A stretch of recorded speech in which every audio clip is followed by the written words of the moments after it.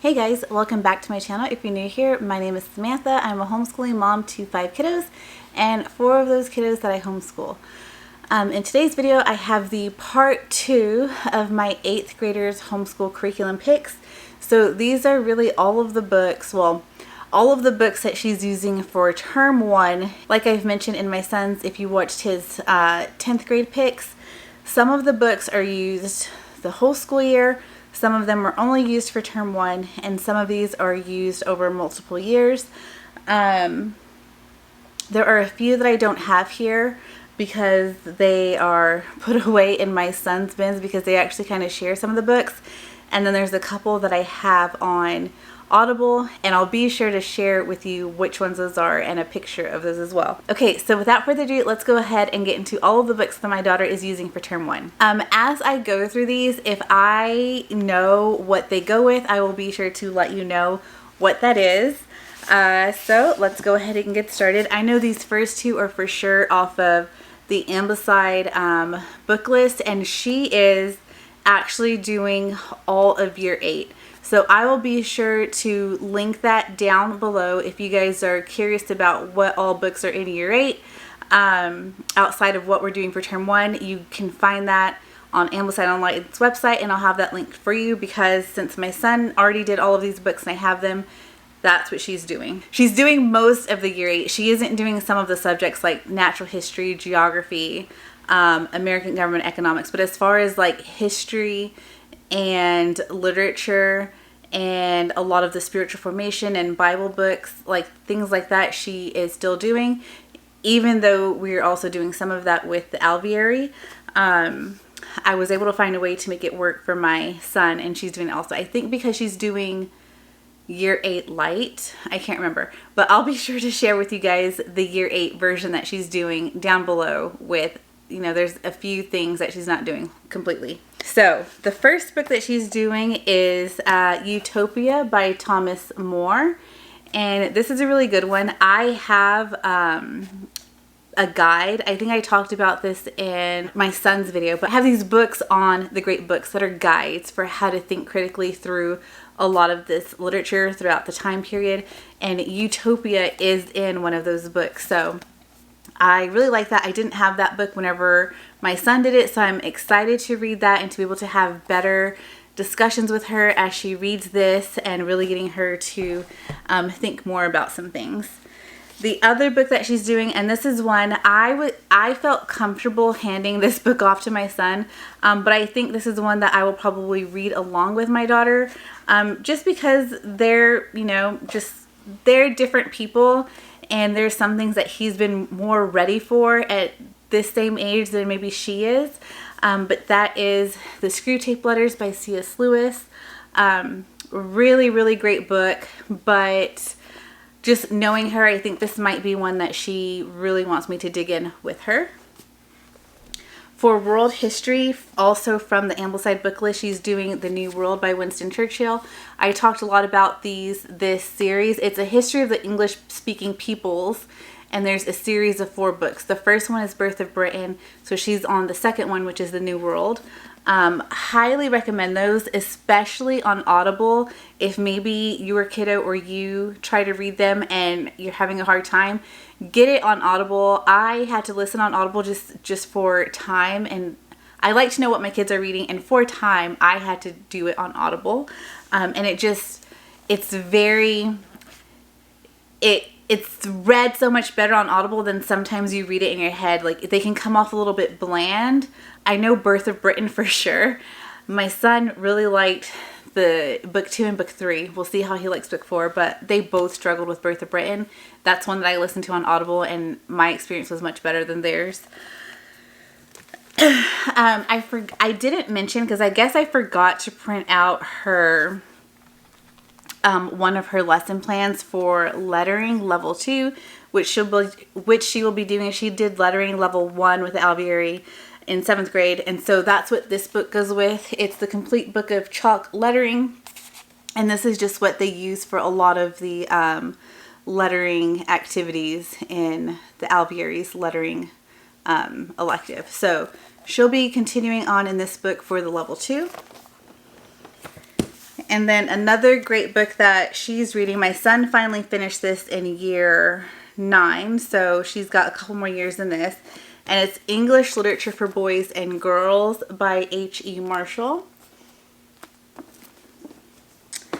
This is the natural history that she's going to be doing with the Alveary, and it's Invincible Microbe, Tuberculosis, and the Never-Ending Search for a Cure.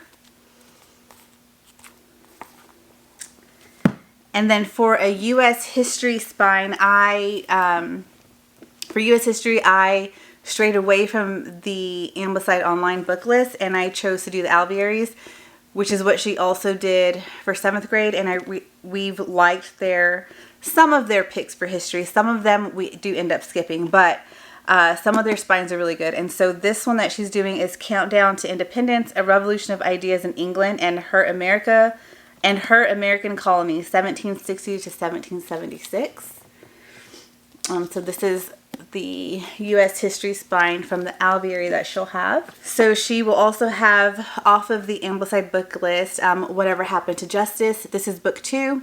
She did Whatever Happened to Penny in 7th grade, so this is the next book after that. The next 2 books are part of the Alveary Bible, and so the first one is Renewal, the Church That Expands Outward, and then she has Praying the Bible by Donald S. Whitney, which is this book. And then from the Ambleside Spiritual Formation, she's going to be reading The Pursuit of Holiness. I chose not to skip this one because this one had a pretty big impact on my son. So I figured I would also go ahead and let her read it. It's a pretty easy read, and it only goes through 1 term. These are historical fictions, I believe, with the Alveary. I can't remember exactly if they're, well, this one is for sure American or U.S. history. So this is George Washington, Spymaster, How the Americans Outspied the British and Won the Revolutionary War. I believe this one is Ancient, A Parcel of Patterns. And I can't remember what this one was. This is The Winter People. And then she's continuing on in this. She started this last year with Ambleside, so just continuing on. She did do biology last year, but this book goes for a few years because on Ambleside for science, they combine different, so like physics, chemistry, and biology, they combine different readings for all of those every year. So she started this one with biology last year, and she'll just continue it. First Studies of Plant Life. My son also went through this one, and they really like it. For geography with Alveary, she has Our States Have Crazy Shapes, Panhandles, Boot Hills, Knobs, and Points. The really interesting stuff you didn't learn in American history class. So there's this book. And again, she did a lot of drawing of the states last year, but I want all of my kids to just keep on doing geography, and it's really U.S. history, U.S. based this year. Okay, got the last little bit of the stack. With Ambleside, I believe, is another one that my son really enjoyed. So it's one that was not to miss for her, which is Character is Destiny, the Value of Personal Ethics in Everyday Life. We have Saints and Heroes Since the Middle Ages. This is on Ambleside. With her Alveary Bible study, she has Fascinating Bible Studies on Every Parable. And then she has, this is one of those Ambleside science readers. This one's in the chemistry, or this one is for chemistry. It's Napoleon's Button, 17 Molecules That Changed History. And so my son did read this one last year, so this is one that I'm going to add on to like his chemistry studies. If I do like what all he read for chemistry, I will go ahead and add this into his. Even though he's reading it at a different time, he still read it. And then How to Read a Book, the Classic Guide on Intelligent Reading.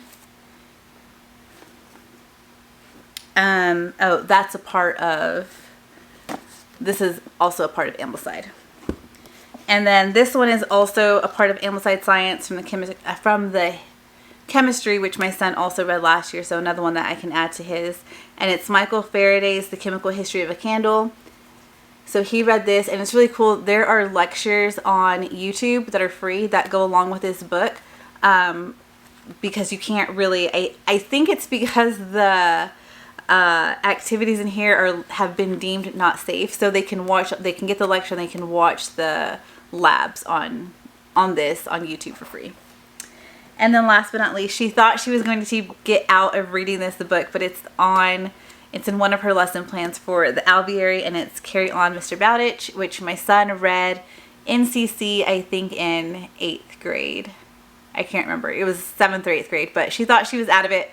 But here it is. So she's going to read this. This is one that we still had on hand. So you guys won't know this other than the fact that I'm telling you, but I actually put everything away, put up my camera, and realized I never told you guys the books that she has that are on Audible or that were still in her brother's book cart. So I'm glad I remembered before I put everything up and I'm filming. I had to go and do a short because I completely forgot my son's language arts.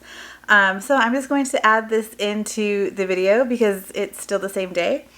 But there's actually 2 books, one for her architecture that I haven't purchased yet, and then one for her Bible studies that I also haven't purchased yet. I told you guys, I have a note here where I keep everything, and once just about everything was checked off for everyone, I kind of forgot to go back in and see, and I just forgot to get those 2 books for her. So the first one is, I only have it listed as Colonial Living.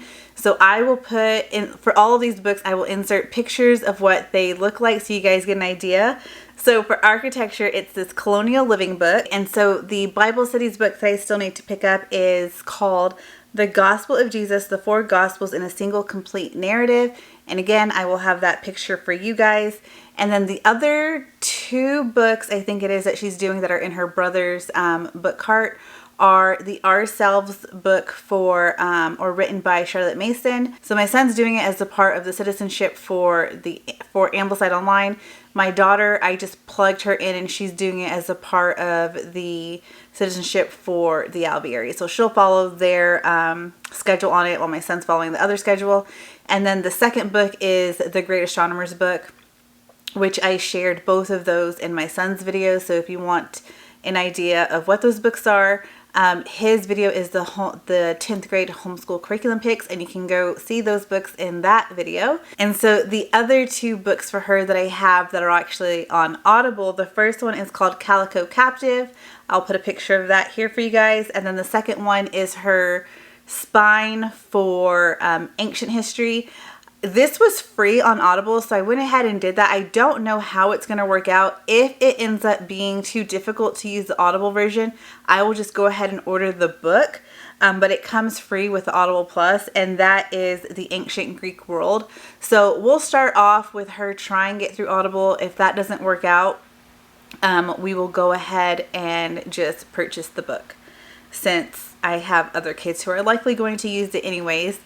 And yeah, so those are all of the books that are a part of her term 1 that I didn't have the actual book with me to show you guys. And that's all of the books for her term 1. So yeah, she is going to be an 8th grader, and I would say starting in about 7th grade, the load kind of starts to pick up, but her book load is not as much as my son's. So that gives her some space to do the bird watching, do the, what else was it? The creative writing and the wordly wise. And it's just like 5 to 10 minutes a day, or 5 to 10 minutes on the days that she does those. So that is what her 8th grade year term 1 is going to look like. If you guys have any questions, like always, feel free to put those down in the comments. If you enjoyed this video, please go ahead and give it a like, and I will see you guys in the next one. Bye!